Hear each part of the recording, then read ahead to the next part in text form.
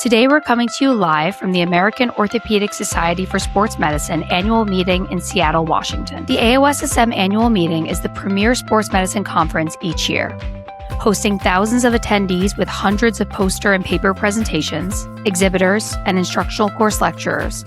This year proved to be as spectacular as years past. We were fortunate to have the opportunity to catch up with many of the presenters at the meeting and get their take on some of the hottest topics in sports medicine. Over these 7 episodes, we're going to be exploring some cutting-edge sports medicine with these experts who are presenting at the meeting. These episodes are brought to you by Arthrex, a global leader in minimally invasive orthopedic technology and surgical education. We appreciate their continued support of this podcast, as well as their commitment to advancing innovation in sports medicine and helping surgeons develop technologies that continue to improve patient care. All right, welcome to the Sports Docs podcast. So in this episode, we are speaking with Dr. Henry Ellis of Texas Scottish Rite for Children and Dr. Bonnie Gregory of the University of Texas, Houston.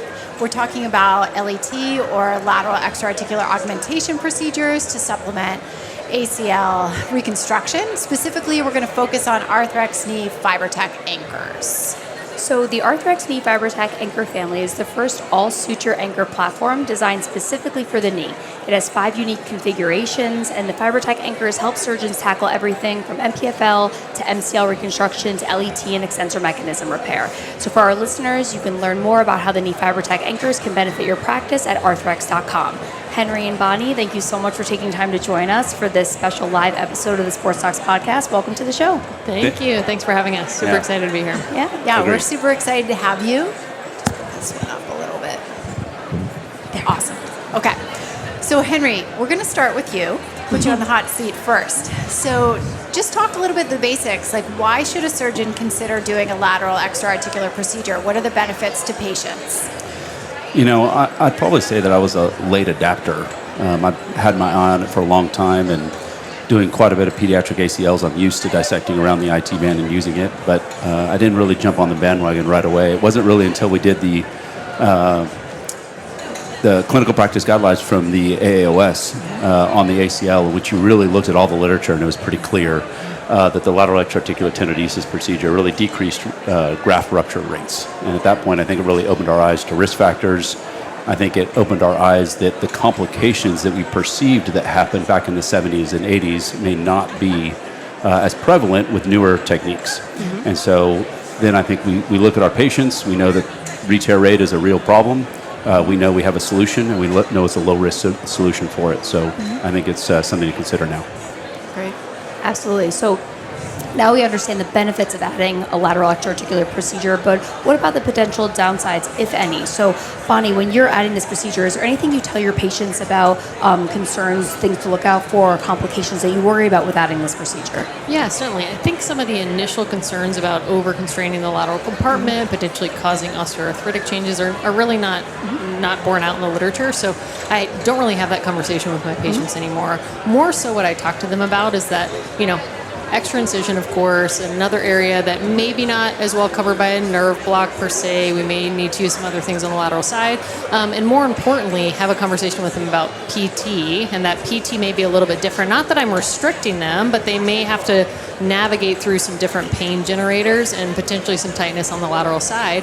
But on the flip side, have also been able to reassure them that throughout the course of PT, oftentimes my LET addition patients feel a little bit more confident to do things earlier because of that added stability from the outside. So when I have the conversation, and like Henry, I have a very young active population and female athletes going back to high-risk sports, among others, and going out back to sports at an elite level, when I bring up the opportunity to have this extra procedure done to the outside of the knee, invariably they all say yes. If it can at least decrease anything, if it only adds benefit, like, of course, why wouldn't we? And that doesn't mean I do it on everybody, but in particular, those patients with high-grade pivot, hyperextension, going back to high-risk sports, all of those, any revision situation, even soft tissue grafts at this point, depending on what you're using, have a very low threshold to add LET. And it, frankly, it adds, with FiberTak, it adds 15, 20 minutes of the procedure. It's very routine, it's reproducible, and once you get comfortable dissecting the lateral side of the knee, it's really not a scary procedure at all to do technically.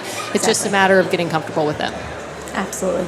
Yeah, I think great answer. And you touched a little bit on the indications. Who does this? The pivot shift or the young athlete. Henry, tell us a little bit about what is your algorithm? You obviously have a lot of young patients, but what is your algorithm for which patients benefit best from this procedure? I would say 4 or 5 years ago, I was trying to figure out who best to do the surgery on. And nowadays, when I see a patient with an ACL who's young and active, I'm looking for reasons why not to do it. Yeah. And so, I think young, active, female, cutting, pivoting sports, and then we know there are other anatomical factors, hyperextension greater than 10 degrees, posterior slope greater than 12 degrees, revisions, high-grade pivot shift. I think all of those are considerations and indications for treatment. And like Bonnie just said, as soon as you talk to the families and the parents and the athlete themselves, and you say this could decrease your recurrent injury rate by half, it's a no-brainer. Yeah, absolutely. For sure. So a recent international consensus statement published in Arthroscopy last year essentially found what you're all saying. So 93% of physicians noted pivoting sports was an indication, and then many suggested that elite sports is an indication. So Bonnie, you've been in the NBA for many years taking care of the Houston Rockets. Are you seeing more of these lateral procedures being added? And I guess I'll let you answer first, but if not, why do you think that is? Because we're not seeing as much in the NFL, so I'm curious about the NBA. For sure. And I also take care of our women's pro soccer team, so I see both ends of the spectrum. And for probably the last 4 to 5 years, we've been adding LETs to all of our women's pro soccer players with and some who have had bilateral, that they had a BTB on one side, retore their other side a few years later and have it with an LET, and they feel different about it, and they feel different about their knees. Dogma is a big thing, though, in professional sports, and no one has really come out in front in the NBA and started adding LET because it's frankly a less risky sport in general, and there's less acuity, there's less less of those patients with high slope, less with hyperextension, less with high grade pivots, because it's not as significant of an injury sometimes in those players. So we really haven't seen that on the NBA side either. Most people are still going with the gold standard. There are folks who may question graft type in the NBA more than otherwise, because as we know, our jumping athletes have patellar tendonitis and things like that. We don't steer clear of patellar tendon, at least in Houston. We're very comfortable with it and use it all the time. But it's certainly, there's been slower adoption on the male side of professional sports, and at least at the NBA, and I know the NFL level. In the MLS, there has been a little bit of adoption. I think from a similar, it's bled over from the women's teams, and the PTs rehabbing both sides, saying, hey, actually the LETs feel much more comfortable getting on field, pivoting, being in their cleats, getting a little bit earlier exposure to sport, which helps them then in their overall timeline. And this is completely level 5 evidence, anecdotal, but it is starting to push the curve, because a lot of this, we don't have big studies in these elite athletes, and for good reason, their information is protected and things like that. But we've seen that kind of, at least in the soccer world, and I think it's only a matter of time before it kind of comes into football and basketball. Absolutely. Yeah, I think, that dogma is real. We've talked about this on other episodes with shoulder instability. The certain leagues wanting ladder J and others wanting a bank cart. So I think that's real. And, there's also, in addition to LET, there's ALL. So we have our anterolateral options as well. So Henry, are we doing all LET? Is there any indications for you to do an ALL? How does that work with your algorithm? I think that the lateral extra-articular tenodesis with the IT band in my hands is the way I like to do it. I think it's technically easy, it's reproducible, and the outcomes are really well. So they're really good. The ALL needs to be considered, though, and not ignored. I think in a revision setting, and just because we do an LET to decrease graft rupture rates, graft rupture rates are still not unheard of, and so you need to have an ALL in your bag of tricks, particularly in a revision setting. I haven't found a case in which the IT band was not suitable to use, so that's been my preference, to stick with the IT band and to utilize the LET technique over the ALL. But I think in the revision setting is when I'm doing the ALL more often. Yeah. And I would add, just certainly in those lateral-sided injuries too. Like if you don't have an LC on, we can debate a little bit on over under. I'm sure we will. But if you're concerned at all about not having a competent lateral side and still want to have an option, the ALL reconstruction is a perfect one. Yeah. Well, that actually does segue nicely. I was going to ask Perfectly. your opinion, but you already answered that. So now let's talk about technique for LET. So Bonnie, we'll start with you, but we'd like to talk to both of you. So can you detail your surgical technique in terms of, yes, above, below the LCL, where you fixate it, what knee flexion, all that?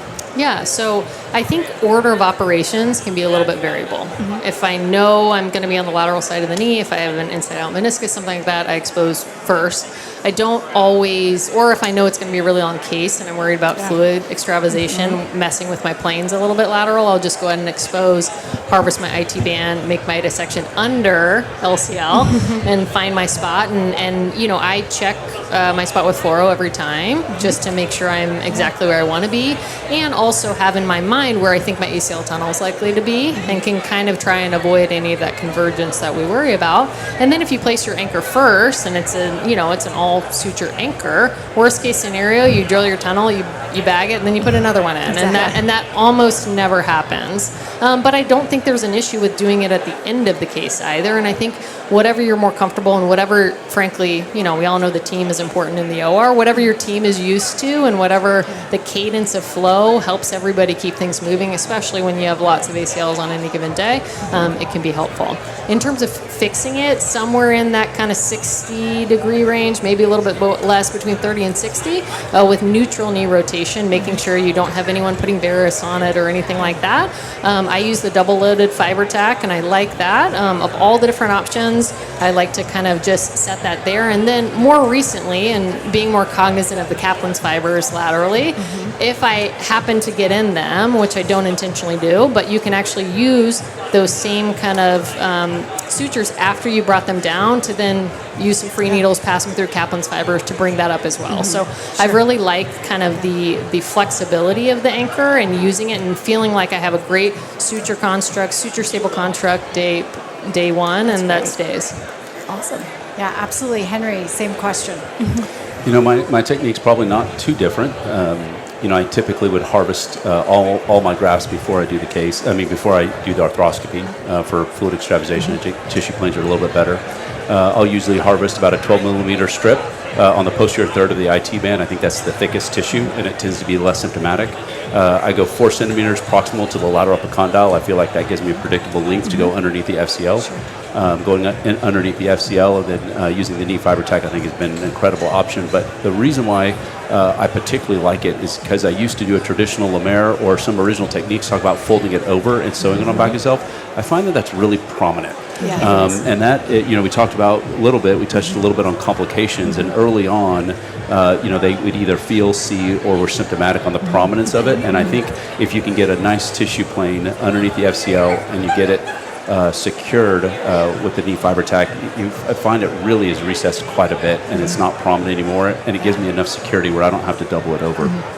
So I really like that. I would just add a secondary consideration that in not just in kids, but perhaps in a revision setting or when you have a smaller soft tissue graft, you can also extend your IT band harvest proximally up to about 120 centimeters, and you can wrap it around the back of the knee like a modified Macintosh.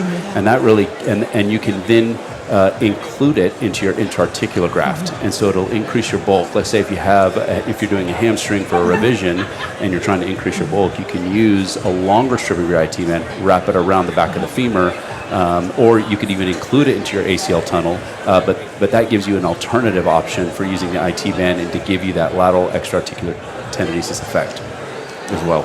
That's great. So we want to talk a little bit more about fixation. Sounds like you both use the knee FiberTak, but we want to talk about the benefits of that. So Bonnie, I'll start with you. So when you first started using the knee FiberTak, how did that compare to what we were maybe traditionally using, like a metal staple or an interference screw? What are the benefits? Yeah, certainly. One is the size that you're drilling. So especially in a revision setting, especially when you have a lot going on, you don't have to worry about a 5-6 millimeter tunnel over on the lateral side of your knee, so the size of it. Two, I really like the all-suture based constructs. People don't don't see them on x-rays. They don't know they're there. They don't tend to irritate the soft tissue.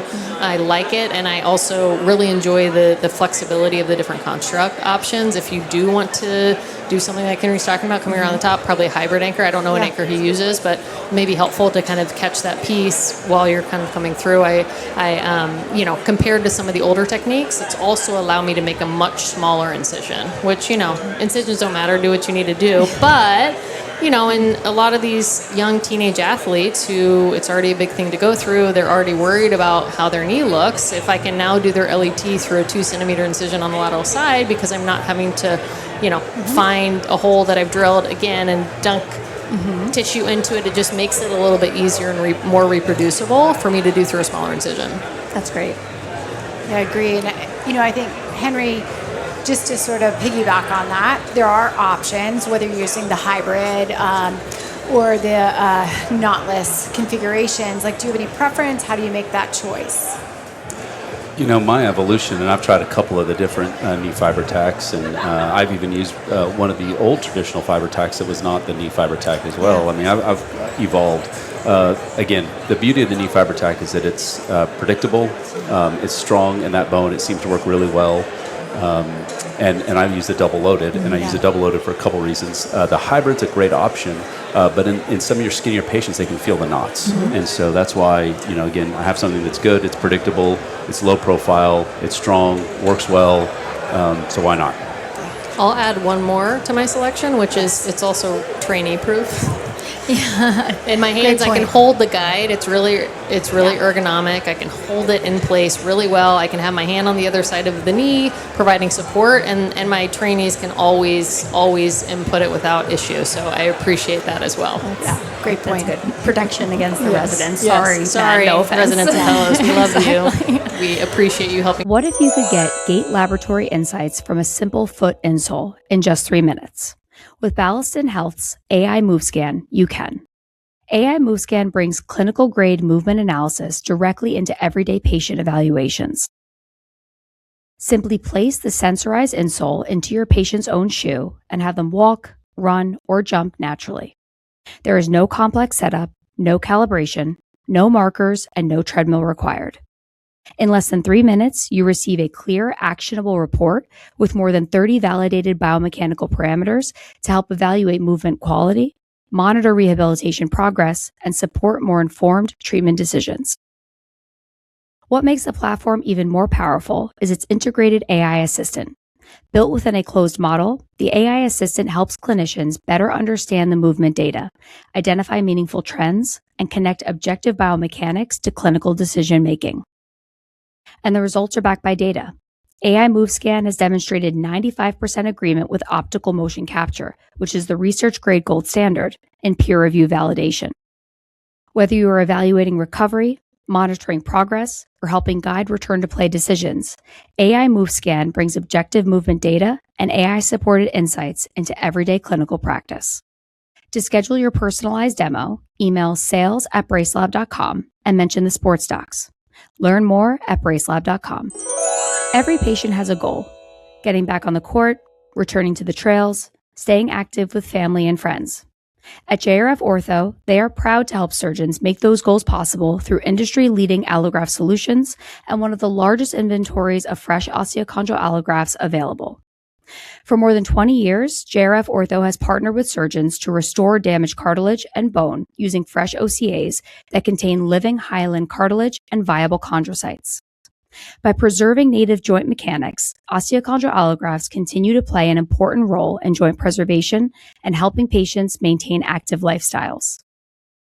With more than 30,000 allografts distributed worldwide, JRF Ortho is trusted for innovation, superior customer care, and the highest quality products. And they make ordering JRF Ortho easy. Whether you have a specific surgery date, a preferred date range, or simply need the earliest available graft, their dedicated allograft solutions coordinators work with you every step of the way to identify, match, and deliver the right graft for your patient. From femoral condyles, talus, patella, distal tibia, to meniscus, tendons, and OCA cores, JRF Ortho provides the grafts, the experience, and the support that you need to move patients forward. JRF Ortho, 20 years of excellence in motion. Visit jrfortho.org to learn more. And take care of our patients. Yes, exactly. So it's great, really, that we have this platform where we can take care of so many things around the knee. We referenced at the top of this episode, MPFL, MCL. So last episode, we were talking to Seth about metallosis around the knee, like all these different buttons, all these different screws. So Bonnie, can you talk about maybe a case where you had a lot of different things going on, whether it be like ACL-LET, but maybe a lateral side injury or a medial side injury, and how maybe the FiberTaks allowed that to be a little easier?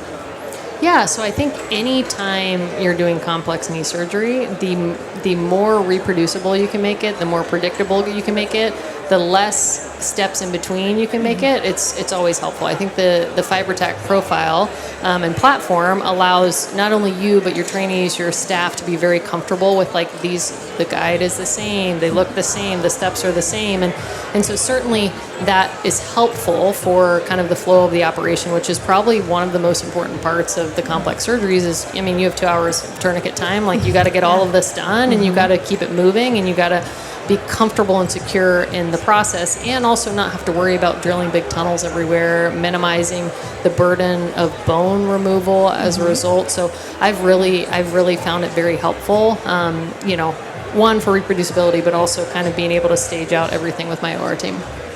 Great answer. Yeah, so Bonnie, you touched on, the design. Henry, I think surgeons don't like change, right? We've talked about this before on our show, where it's very hard to try new things.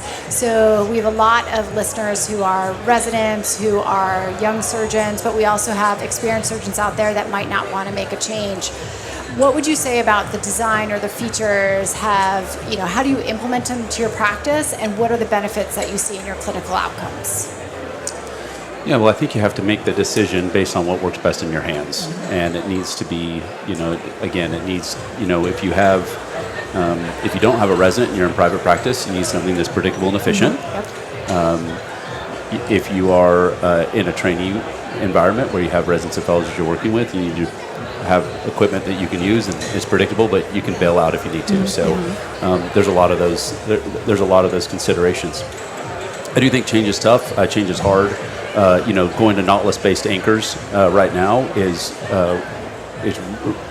really changing our career. I mean, don't you guys sometimes feel like these residents aren't going to know how to tie a knot? Exactly. I mean, it worries me a little bit. Sometimes I feel like I just got to go to the lab to teach them to tie a knot. But the reality is that's right. But the reality is I'm using more and more knotless, and so it's just another reason to.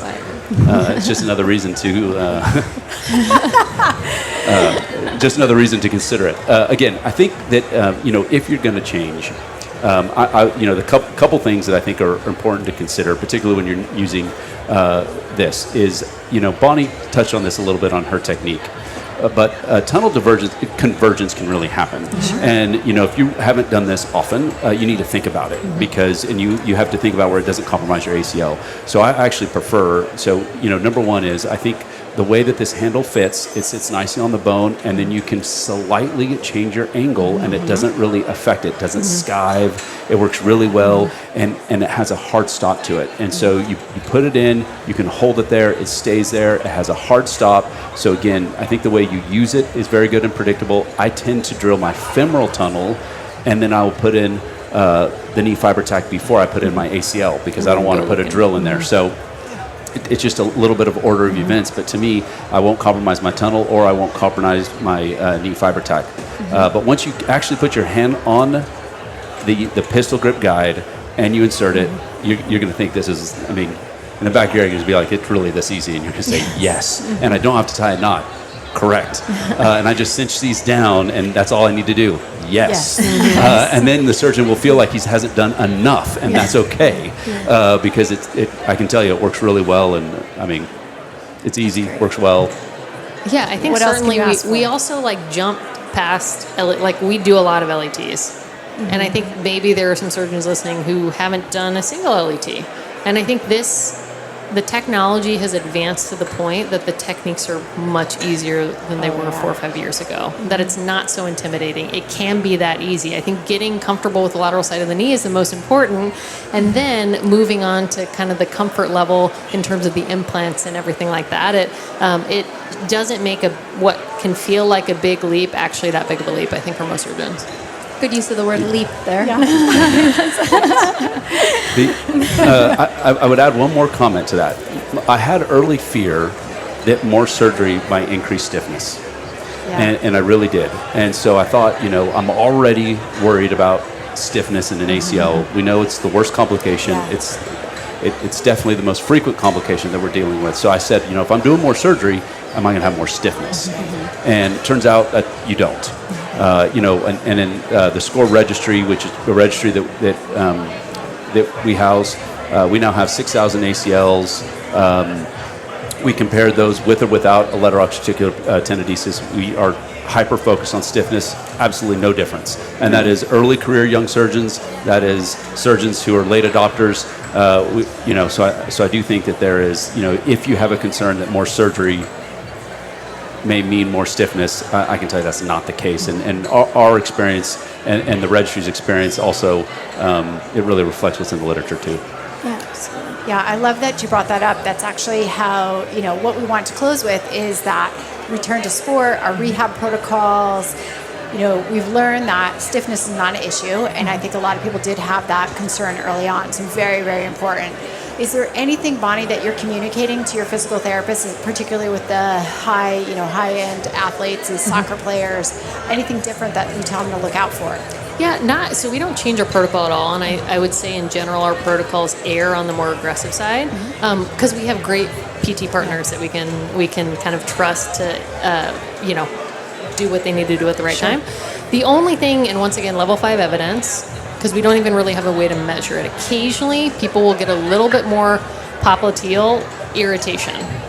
And so if you have a therapist who can dry needle or release the popliteus, that's all fine. So if you happen to have a patient who has a little bit of tightness or some discomfort in the posterior lateral aspect of the knee that may make you concerned if maybe you had a meniscal repair or something over there, it's a very common thing to happen in that 3 to 4 month range, especially as patients are starting to run and start some of that early impact, that they may get some tightness there. And so having a really good PT or having a relationship with your PT to say, hey, do you mind seeing if you can do a little release back there, because you are kind of fundamentally changing the lateral side of the knee and posterior lateral aspect. And some of those very high-level athletes who are so in tune with their body and their movements may notice that a little bit. Our high school kids don't notice that. Our normal people don't notice that. But our elite athletes may notice it, and you can talk them through it. And once the PTs who work with them know it, then it never becomes an issue again.